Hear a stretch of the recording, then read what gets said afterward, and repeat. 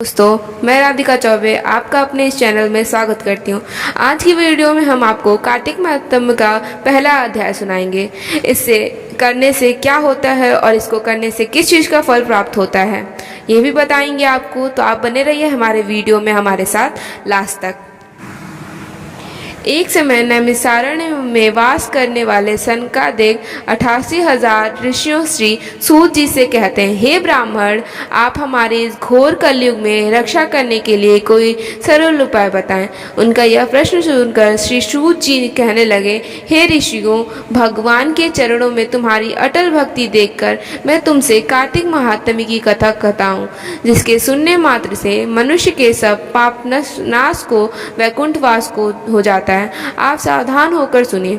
एक समय नारद जी ब्रह्मलोक में जाकर सारे जगत के कर्ता श्री ब्रह्मा जी से विनती भाव से पूछने लगे कि हे ब्रह्मा जी, आपने मुझसे कृपा कर कार्तिक का कोई सुंदर व्रत हो तो वो भी कहें। तब ब्रह्मा जी कहने की लगे कि हे पुत्र, विविध तो परम पवित्र और पापनाशनी नक्त व्रत है, वो सौभाग्यवती स्त्रियों को अवश्य करना चाहिए। नारद जी ने प्रश्न किया कि हे ब्रह्मा जी, उस व्रत की क्या विधि है और कब करना चाहिए। तब ब्रह्मा जी ने कहा कि हे पुत्र, तुम्हारे स्नेहवश यह अति गुप्त कार्तिक मास का व्रत कहता हूँ, तुम ध्यान से सुनो।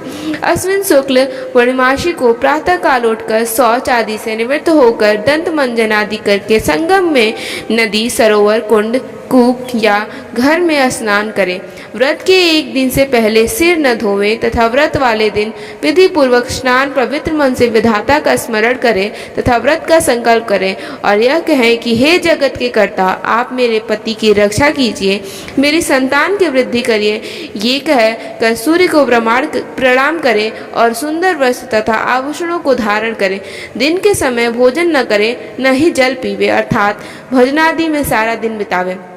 इसके बाद ब्रह्मा जी कहने लगे कि हे पुत्र, सायंकाल को हमारा पूजन चांदी के पात्र में दूध डालकर सोने, चांदी, तांबा या मिट्टी से हमारी मूर्ति बनाए, उसको लाल वस्त्र पहनावे और विधि पूर्वक उसका पूजन करें और प्रार्थना करें कि कहे, हे ब्रह्मा जी, मुझे भोग आदि के लिए गो प्रदान करें, मेरी संतति को बढ़ावे तथा मेरे पति को धन्य धान युक्त और चिरंजीवी कर दो। बहुत से दास तथा दासी गण प्रदान करो। इसके पश्चात ब्राह्मण को भोजन कराएं और कुल के वृद्धों तथा वृद्धाओं को स्वादिष्ट पकवान से तृप्त करे और स्वयं भी तारों को देखकर भोजन करे।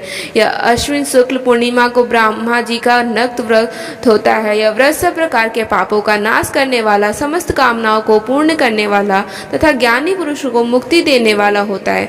भगवान जप, तप तथा तीर्थ स्नान से इतनी प्रसन्नता नहीं होती जितने इस व्रत से प्रसन्न होते हैं। जो ब्रह्मा जी के आगे इस दिन कपूर जलाता है, उसको बड़े बड़े वृक्ष तथा गौदान का फल मिलता है तथा उसके कई एक कुल वैकुंठ को प्राप्त होते हैं। जो केसर तथा कस्तूरी सहित कपूर अर्पण करता है, उसके कई वंश ब्रह्मलोक को प्राप्त होते हैं। जो स्त्री इस दिन वस्त्र का दान करती है, वह कपड़े के सूत के तारों की संख्या के बराबर करोड़ों वर्ष तक वैकुंठ में वास करती है। जो गहने का दान करती है, उसको ब्रह्मलोक की प्राप्ति होती है। जो स्त्री हृदय से ब्रह्मा जी के रूप को और मुख से ब्रह्मा जी का नाम लेती है, वो सदैव पतिव्रता रहती है। इस प्रकार अश्विन शुक्ल पूर्णिमासी को स्नान, पूजन, ब्राह्मण भोजन, वृद्धजनों का पूजन करती है और सायंकाल को ब्रह्मा जी का पूजन करती है और ब्रह्मा जी की प्रार्थना करती है और कहती है, हे ब्रह्मा जी, यह व्रत मैंने आपके निमित्त किया है, इससे यदि किसी प्रकार की कोई कमी हो तो उसको माफ करना।